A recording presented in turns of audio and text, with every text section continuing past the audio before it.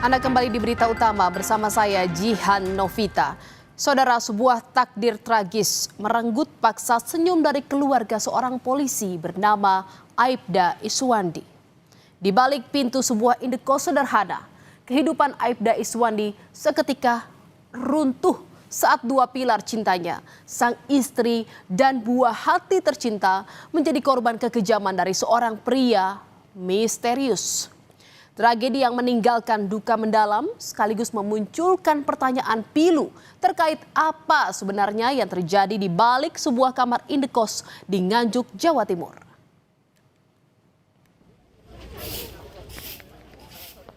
Isak tangis keluarga dan kerabat pecah seketika saat dua mobil ambulans yang membawa jenazah korban memasuki halaman rumah duka di Kediri, Jawa Timur pada Rabu malam.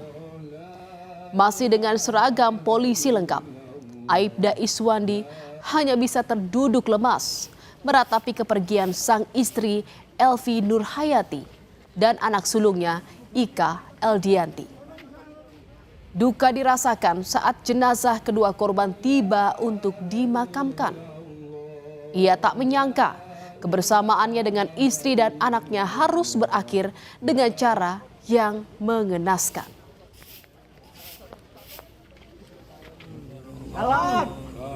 Meski duka begitu menyesakan dada Aibda Iswandi, namun dengan sekuat tenaga, ia tetap berusaha tegar saat mengantar istri dan anaknya ke tempat peristirahatan terakhir.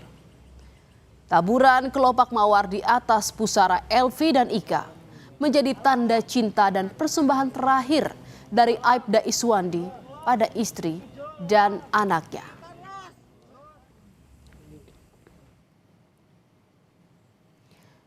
Sebuah kamar indekos di Jalan Mongonsidi, Kelurahan Payaman, Kabupaten Nganjuk, Jawa Timur inilah jadi tempat kejadian perkara di mana awal tragedi kematian istri dan anak dari seorang polisi terjadi. Garis polisi masih terpasang, saudara.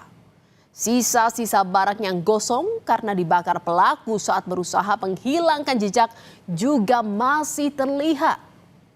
Di balik kamar indekos ini, ibu dan kedua anaknya diserang secara brutal hingga tewas oleh seorang pria yang dirasuki amarah dendam dan sakit hati pada korban.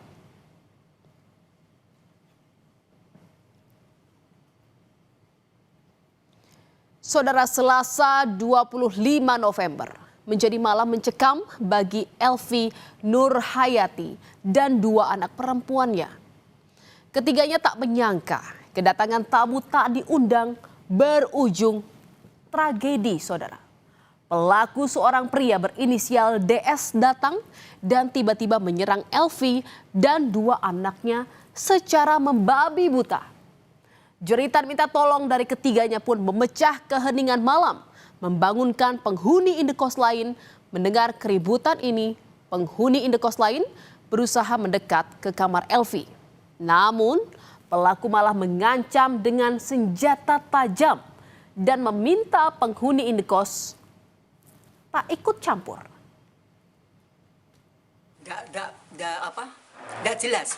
Rame-rame gitu? Rame-rame. Kayak orang bertengkar atau bagaimana? Yes, pokoknya lari ke sana ke sini terus bengok ngaten loh. Nggak terus setelah itu yang ibu dengar begitu terus bagaimana respon ibu? Buka pintu atau bagaimana? Saya dari jendela itu saya buka sedikit, kok banyak orang ini, ada apa? Saya takut, saya kira anak saya yang dodok tengkarap, tapi tidak saya bukakan. Lalu terus setelah itu? Ya sudah, saya tidak keluar, takut. Saudara, ketiga korban yang sudah tak berdaya akibat penganiayaan sadis ternyata tak menghentikan kekejian pelaku. Pelaku berinisial DS yang masih menyimpan dendam menuangkan bensin di beberapa barang korban dan membakar kamar korban.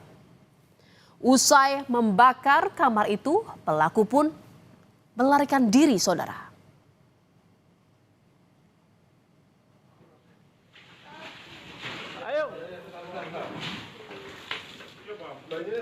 Warga kemudian mendobrak kamar dan menemukan 3 korban sudah tergeletak dengan luka parah. Ditambah lagi, api yang disulut oleh pelaku semakin membesar, saudara.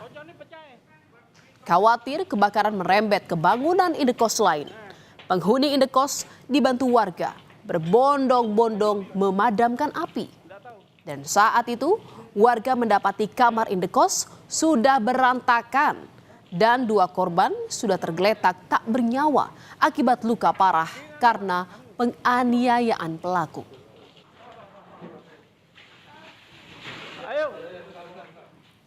Namun yang tak diketahui oleh pelaku adalah salah satu korban, yakni anak bungsu korban, berhasil selamat dari maut, saudara. Dengan berpura-pura tak sadarkan diri, korban bertahan dari kekejian pelaku. Dengan sisa tenaga yang ada, korban akhirnya mengungkap identitas pelaku yang tega menganiaya secara keji ibu dan kakaknya hingga tewas. Namun, luka yang parah akibat penganiayaan pelaku membuat korban kini harus dirawat intensif di rumah sakit karena kondisinya kritis.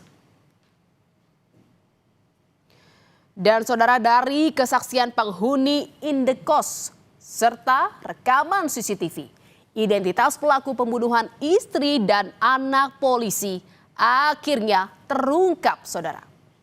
Hanya dalam waktu 2 jam pasca kejadian, Polres Nganjuk menangkap DS di rumahnya di Desa Jogomerto.